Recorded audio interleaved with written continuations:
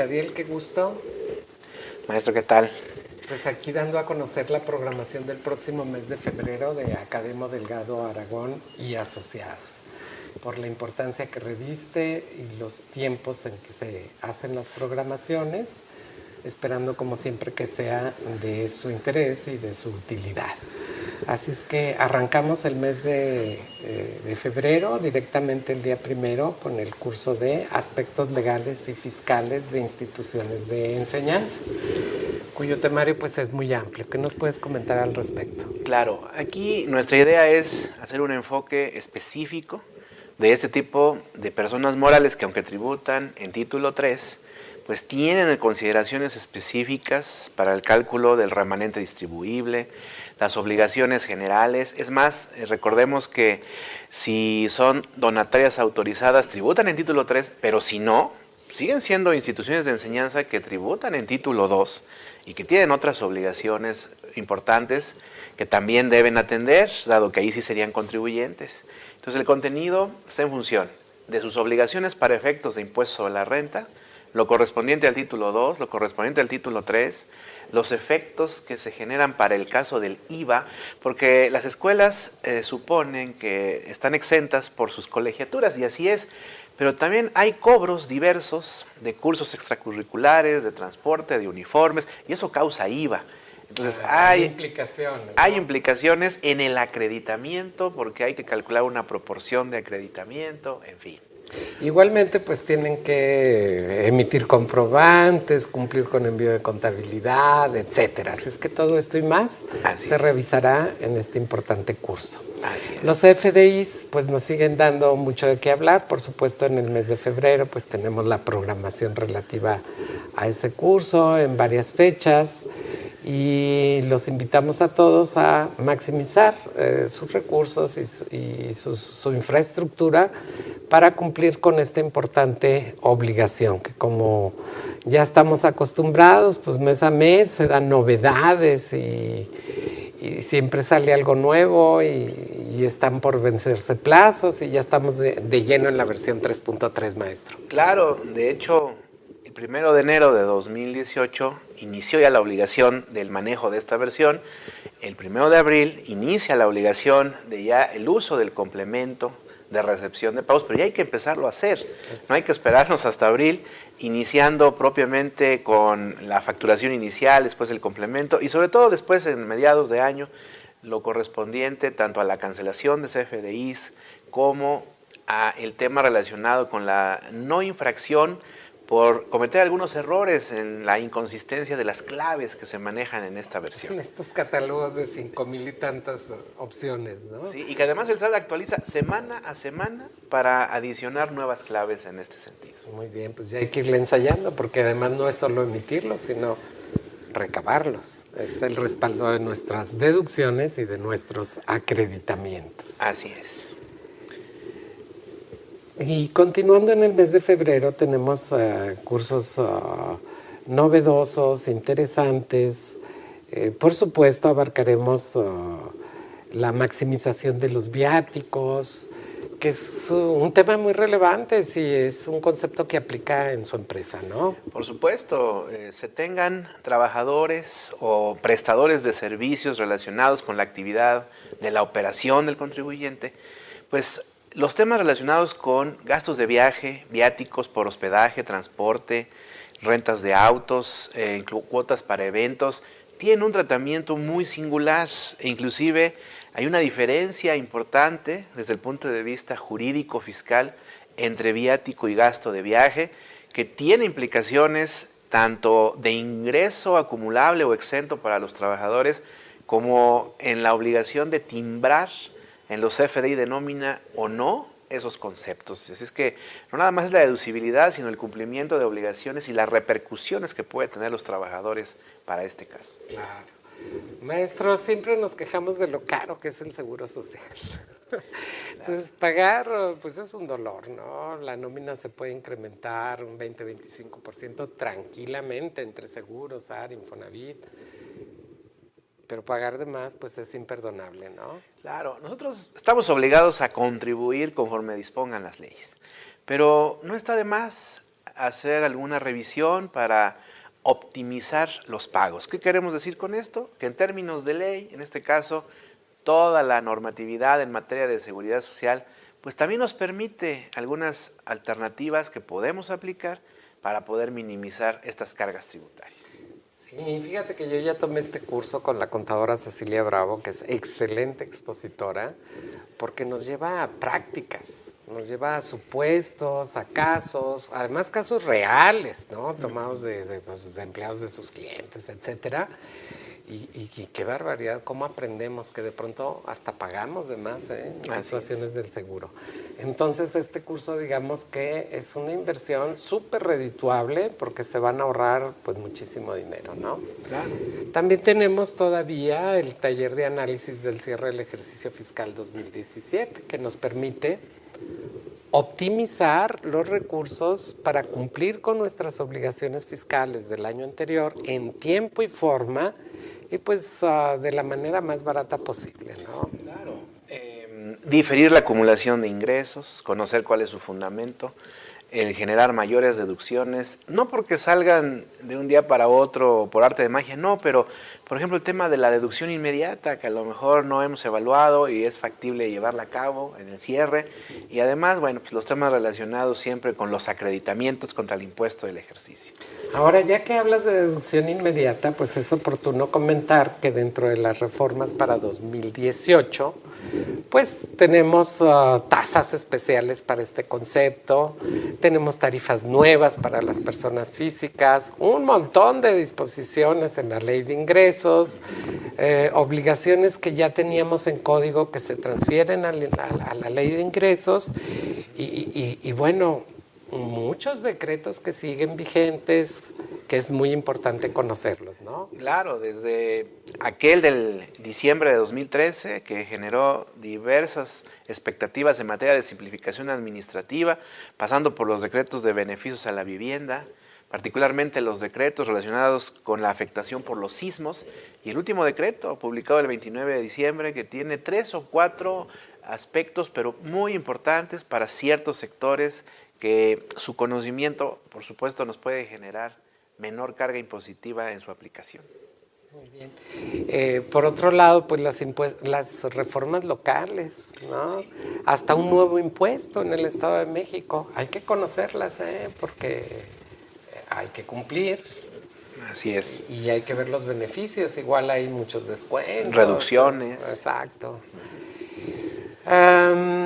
Cuando contratamos personas a través de un tercero, ya sea netamente en la figura de un outsourcing o por cualquier otro medio de intermediación laboral, pues ahí hay una obligación latente desde el año pasado para poder deducir, para poder acreditar. Sin embargo, a través de ley de ingresos se dice, bueno, con que cumplas del 2018 en adelante, pero ¿cómo es que vamos a cumplir con estas obligaciones, maestro? Sí, la obligación fundamental tiene que ver con requisitos de deducibilidad y de acreditamiento para ISR y para IVA respectivamente.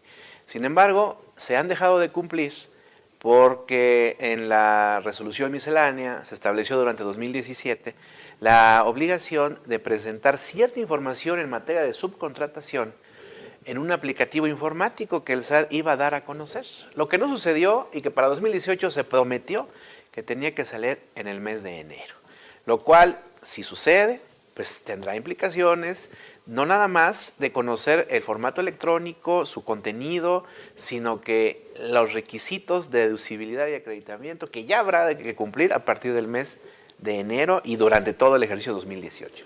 Es sumamente importante, le repito, no solo por contratación directa de outsourcing, sino por cualquier medio en el que pues nos asignen personal, ¿no? Contratistas, etcétera.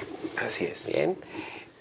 La resolución miscelánea pues es tan abundante que a veces decimos que es como una especialidad resumida, ¿no? Claro. El fiscal, maestro. Sí, en realidad aquí reglas de carácter general que se repiten y por su importancia es importante saber que siguen vigentes. Las novedades que aunque pudieran ser pocas, también son trascendentes para ciertos sectores y las reformas a las propias reglas, donde podemos encontrar temas que a lo mejor en los últimos años tenían una regulación y para este 2018 cambian y abren todavía más opciones de beneficio para los contribuyentes. Además, el año pasado esta resolución se modificó varias veces, maestro. 6 modificaciones a la resolución miscelánea. Digamos, están incluidas en esta nueva resolución vigente para el 2018, que, bueno, tiene cosas tan importantes como un tratamiento puntual para anticipos, que pues antes teníamos que acumular todos y cobrábamos un cachito, ¿no? Sí, opción de acumulación de solo lo cobrado cuando se recibe un anticipo, siempre y cuando se emite el CFDI de anticipo, y posteriormente la acumulación del remanente, siempre y cuando se emita un CFDI de egresos que haga la cancelación del anticipo y la aplicación del mismo, donde, bueno, son requisitos administrativos, pero combinado con la opción de acumulación para renta, personas morales, título 2, pues le genera un gran beneficio. Por ejemplo, régimen de incorporación fiscal. Sabemos que si se rebasan 2 millones de ingresos al año, sale uno del régimen. La regla que ahora se contempla en 2018 únicamente establece que hay que cuantificar los ingresos derivados de actividad empresarial, siendo que en los años anteriores nos obligaba a sumar ingresos de todos los que un RIF puede tener, como salarios, asimilables, intereses. Bien, eso pues muy interesante. Por otro lado, pues la rentabilidad de las empresas finalmente se expresa en las cuentas del capital. ¿Cuántas veces no llenamos una declaración anual y donde dice datos informativos, saldo de la CUFIN, de la CUCA? A veces ni le ponemos nada, maestro. Y luego queremos repartir dividendos de una CUFIN que ni habíamos declarado, ¿no? Entonces, ¿de dónde sale? Hay que cuidar estas cuentas. Claro, ¿no? Debemos recordar que el impuesto sobre la renta se paga por la obtención de ingresos, por distribuir dividendos y por reembolsar capital. Y en ese sentido, para poder minimizar la carga fiscal hay que conocer cómo se conforma la CUFIN, la cuenta de utilidad fiscal neta, y a su vez la cuenta de capital de aportación histórica, la vigente a 2013, la que hemos determinado desde 2014 por la vigencia de la nueva ley, en fin. Todo eso es fundamental para poder dar opciones de minimizar cargas fiscales también. La enajenación de acciones tiene un tratamiento muy peculiar. En determinado momento puede ser interesante incluso hacer una enajenación cuando tenemos un promedio de tasas bajas como una estrategia fiscal para recuperar un costo fiscal deducible en caso de una enajenación posterior. Claro, casi siempre que pensamos en el tema, pensamos en personas morales y en su cálculo de ganancia o pérdida por enajenación de acciones, pero finalmente, aunque todos los elementos para su determinación los genera una persona moral, la afectación directa es a personas físicas cuando son estos los accionistas, y es precisamente en el régimen de personas físicas que puede existir esos beneficios de presentar una declaración anual conforme a un promedio de tasas de los 5 ejercicios anteriores y con ello minimizar, obviamente, el impacto fiscal. Y maestro, estas personas físicas pudieran llegar a tener un beneficio de saldos a favor en determinada combinación de ingresos cuando obtienen dividendos, por lo que revisar una política de dividendos puede ser muy rentable para las empresas, ¿no? Así es, así es. Siempre es interesante conocer la opción que en dividendos que se acumulen, en cierto aspecto se puede generar siempre un saldo a favor. Y sobre todo el tema de la retención del 10%, que consideramos que es en muchos casos ya pago definitivo, pero hay que evaluar, hay temas de interpretación que nos pueden llevar a que puede ser acreditable. También ofrecemos cursos financieros como reservas laborales. En este caso es una obligación en base a las NIF determinar los pasivos laborales, maestro. Sí, la NIF D3 señala que hay que hacer una cuantificación en caso de un despido, en caso de una indemnización. Se hacen estimaciones, obviamente, en base al número de empleados, al salario que ganan, pero finalmente hay que registrarlo como un pasivo contingente y es, obviamente, donde se vuelve necesario conocer el debido registro contable. Y la verdad es que es un curso eminentemente práctico de la mano de un especialista con una experiencia bárbara en estos temas, ¿no? El doctor Guaida siempre ha sido un gran apoyo para Academo. También tenemos el régimen fiscal de las sociedades financieras, tanto de objeto múltiple como de objeto limitado. ¿Qué nos puedes contar al respecto? Claro, pudiera pensarse que es un tema muy específico relacionado solo con el sistema financiero, pero no, porque recordemos que si bien son sociedades financieras, no necesariamente están reguladas por las autoridades financieras del país. En un grupo empresarial puede ser una SOFOM, por ejemplo, el medio de financiamiento para las operaciones de todo el grupo. Y ahí el régimen fiscal que se tiene es importante por cuestiones de que tiene un cálculo específico en materia de IVA muy peculiar. Y bueno, finalmente también quien se pretende dedicar a financiar, a otorgar microcréditos, también es un nicho de mercado importante, y la SOFOM, bueno, pues tiene esas peculiaridades. Y lo más novedoso es el tema de prevención del lavado de dinero, que también se aborda aquí. Sí, o sea, no es que yo sea una SOFOM o una SOFOL, sino que yo puedo llegar a operar con una SOFOM y una SOFOL, y entonces son temas pues, eminentemente interesantes para todos, ¿no? Además que nos permite ampliar nuestra cartera de clientes. Así es, ¿no? así es. Y por otro lado tenemos el importantísimo curso el 24 de febrero, el mero día de la amistad. No, es el 14, no es el día de la bandera. Es el día de la bandera, maestro. Así es. Muy patrióticos, pero vamos a repasar las operaciones de fideicomisos, beneficios y complicaciones. Claro. Que es una opción de una estrategia fiscal de las pocas que quedan, Tiene muchos años que en la ley del ISR, de las 3 que han estado vigentes, se mantiene un régimen fiscal de beneficio para este tipo de contratos. No nada más para el sector empresarial, para hacer negocios, sino para el cuidado patrimonial.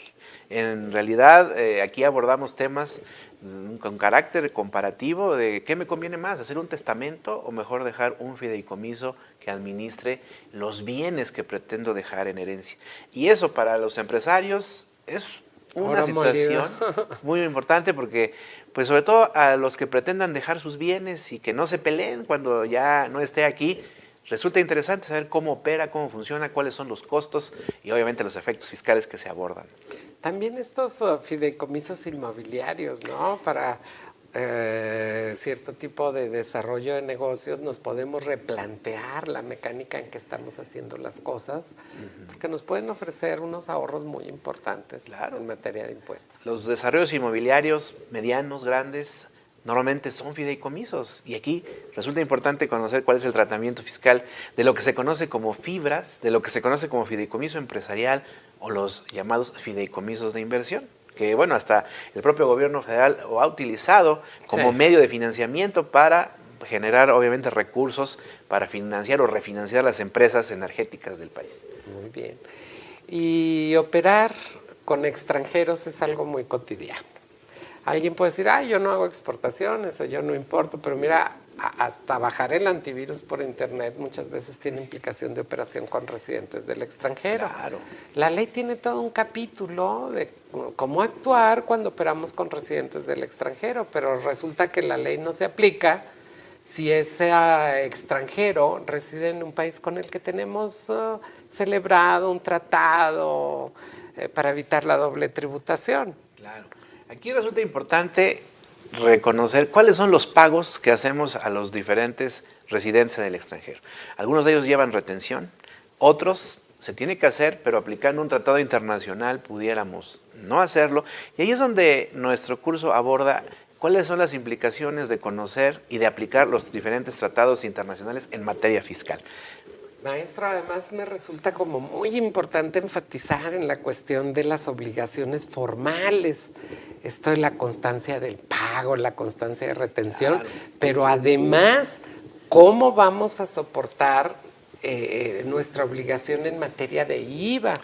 Porque finalmente las importaciones son un acto o actividad objeto de gravamen por la cual estamos obligados a expedir un comprobante. Y no importaciones de bienes tangibles que pasen por la aduana, ¿no? Para efectos de IVA, No solo esas, para efectos de IVA, las importaciones de servicios tienen una implicación fundamental en materia de pago de impuestos, de expedición de comprobante e inclusive para efectos de retener menos o no retener las constancias de residencia fiscal en el extranjero, declaraciones presentadas en el extranjero tienen suma importancia, y para la deducibilidad finalmente sigue vigente una declaración informativa en el DIM.